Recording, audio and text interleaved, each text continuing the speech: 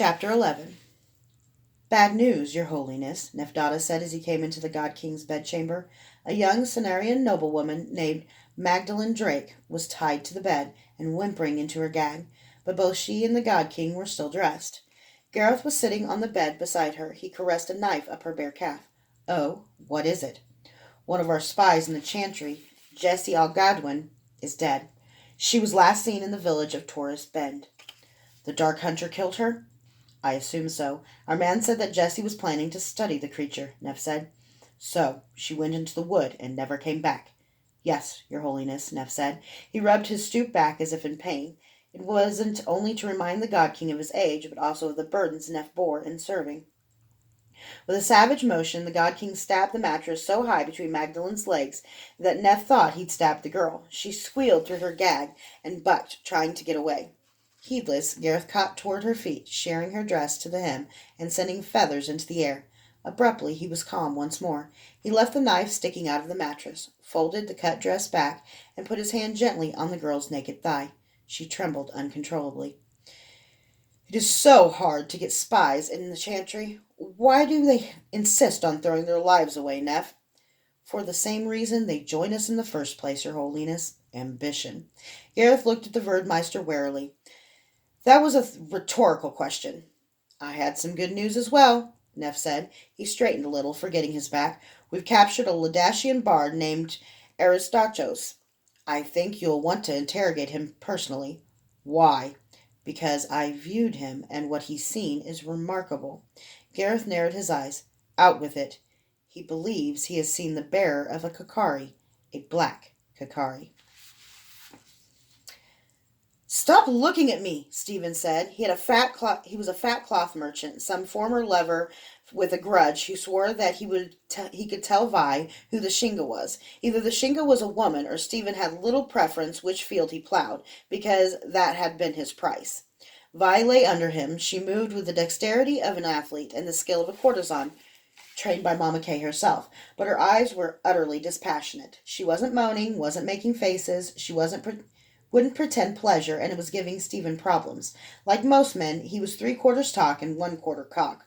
A little less than a quarter at that moment. He pulled back and cursed his limpness. He was sweaty, and he stank under the smell of his fine oils. Vi couldn't help but give him a condescending smile. I thought you were going to give it to me good, she said. His face flushed, and she wondered why she was sabotaging him. He was no more or less than any man, and she still needed to learn what he had to tell her. Taunting him was only going to make this take longer. Let your hair down, he said. Forget my hair. Nisos, couldn't they leave one damn thing alone? She rolled over and shimmied her hips, reaching out with her talent to grab him. Then she did things to help him forget. When she was 15 and Master Gibbet had taken her to Mama Kay, the courtesan had watched the wet boy bang her, then said, Child, you fuck like you don't even feel it, do you? There was no lying to Mama Kay, so Vi had admitted it. Her sex was totally numb. Well, Mama Kay had said, you'll never be the best, but it's nothing we can't overcome. The oldest magic is sex magic. With your tits and all the talent you've got, I can still make you into something special. So Vi used her skill now, cursing the effete asshole in a whisper. The words didn't have to match her intent, but like all talented women, she had to speak to use her powers.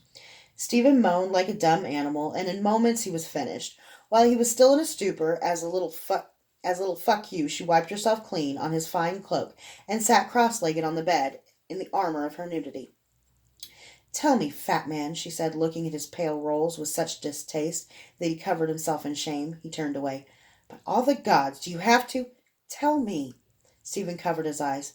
He used to get runners. They knew to come to my house. I sometimes overheard bits and pieces, but he was always so careful. He burned the few letters he got, always went outside to talk with the runners, but the night of the liberation, he got a runner, and he wrote a note here.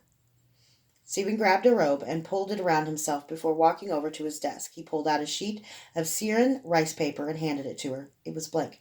Hold it up to the light, he said. Vi held the paper up in front of a lantern and could see faint impressions on it. Save Logan Geyer, it read, in a tiny, neat script. And the girl and the scarred woman, if you can. I'll reward you beyond your wildest dreams. Instead of a name, it was signed with 2 symbols, a heavy-lidded eye, circumscribed, a star, drawn without a lifted pen from paper, and beside it a nine-pointed star. The first was the glyph of the Sakage, the second the symbol of the Shinga. The two together meant every resource the Sakage had was at the recipient's disposal. He left after that, Stephen said, and never came back. I told him I loved him, and he won't even see me. His name, fat man, tell me his name. Jarl, he said. Gods forgive me. The Shinga is Jarl. In one of her poorest safe houses, all darkness and rats and roaches like everywhere in the Warrens, Jarl and Mama Kay were meeting with the dead man. He smiled as he pulled himself into the room. His right leg was bound with splints, so he couldn't bend his knee, and his right arm was in a sling. Blood had seeped through the bandages around his elbow. He had a crutch, but instead of tucking it under his arm, he had to hold it in his right hand. The injury to his elbow kept him from using the crutch on the side the knee was damaged, so he more hopped than limped. He had short, cropped gray hair, was muscular in a stringy, tough old man way, and though his face was drawn and gray, he smiled. Guinevere, he said, it's good to see you, to see that the years have respected you at least. She smiled, and rather than commenting on his appearance, he looked like he'd been sleeping in gutters, his fine garments were soiled, and he stank. She said, it's good to see you've not lost your silver tongue. Brent Aegon hopped to a chair and sat. Reports of my demise and all that. Brent, this is Jarl, the new Shinga. Jarl, this is Baronet Brent Aegon, formerly Lord General of Sonaria. What can I do for you, Lord General? Jarl asked. You're too kind. I came here as little more than what you see. I look like a beggar, and I've come to beg. But I'm more than a beggar. I've fought on every border this country has. I've fought in duels. I've led squads of 2 men, and I've led campaigns with 5,000. You're facing a fight. Calidor has scattered our armies, but the power of Sonaria is in the Sakage, and the God King knows it. He'll destroy you unless you would destroy him first. You need warriors, and I am one. Wet boys have their place, but they can't do everything. As you saw a few weeks ago, they might only make things worse. I, on the other hand, can make your men more efficient, more disciplined, and better at killing. Just give me a place and put me in charge of men. Jarl rocked back in his chair and tinted his fingers. He stared at Brent Aegon for a long time. Mama Kay schooled herself to silence. She'd been Shinga for so long it was hard to risk letting Jarl make missteps. But she'd made her decision. Let Jarl take the life and the power and the gray hairs. She would help until he didn't need her help any more. Why are you here, Lord Aegon? Jarl asked. Why me? Tara Grayson has an army. If you'd had your way, the Sakage would have been wiped out years ago. Mama Kay said, We heard you were all killed in the ambush. Roth Ursel spared me, Brent said bitterly. As a reward for my stupidity, it was my idea that Logan Geyer marry Janine Gunder. I thought that if the king's line were assured, it would prevent a coup. Instead, it just got Logan and Janine killed too. Calidor would never have let them live, Mama Kay said. In fact, it's a mercy for Janine. She could have been taken for Ursul's entertainment and the stories I've heard. Anyway, Aegon interrupted, unwilling to hear any absolution. I crawled away. When I got home, my wife had been taken. I don't know if she's dead or if she's one of the entertainments. Oh, Brant, I'm so sorry, Mama Kay said. He continued without looking at her, his face rigid. I decided to live and make myself useful, Shinga. The noble houses want to fight a regular war. Duchess Grayson will try to wink and flatter her way to a throne. They don't have the will to win. I do, and I think you do too. I want to win. Failing that, I want to kill as many Caledonians as I can. Are you proposing to serve me or be my partner? Jarl asked. I don't give a rat's ass, Brant said. He paused. And I know a lot more about rats' asses now than I've ever thought I would. And what happens if we win? Jarl asked. You go back to trying to eliminate us? If we win, you'll probably decide I'm too dangerous and have me killed. Brant smiled thinly. At the moment, that doesn't bother me much. So I see. Jarl ran his hands over his dark many braids, thinking. I'll have no divided loyalty, Brent. You'll serve me and only me. Do you have a problem with that? Everyone I've sworn anything to is dead, Brent said. He shrugged. Except maybe my wife. But I have some questions. If you're the new Shinga, who's the old one? Is he still alive? How many fronts is this war going to have? Jarl was silent. I'm the old Shinga, Mama Kay said. I'm retiring, and not because Jarl is forcing me to. I've been grooming him for this for years, but now events have forced our hand. The Warrens are a center of power, Brant, and they're dying. Starvation is already a problem, but pestilence comes next.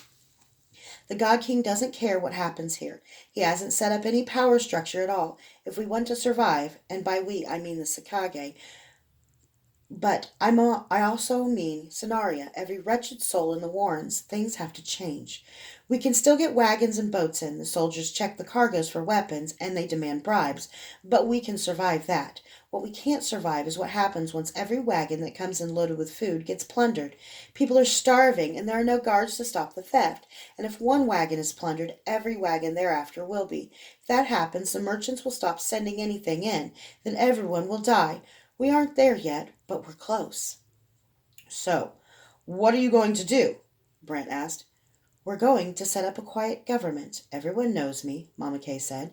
I can hire bashers to guard wagons. I can adjudicate disputes. I can direct the building of shelters.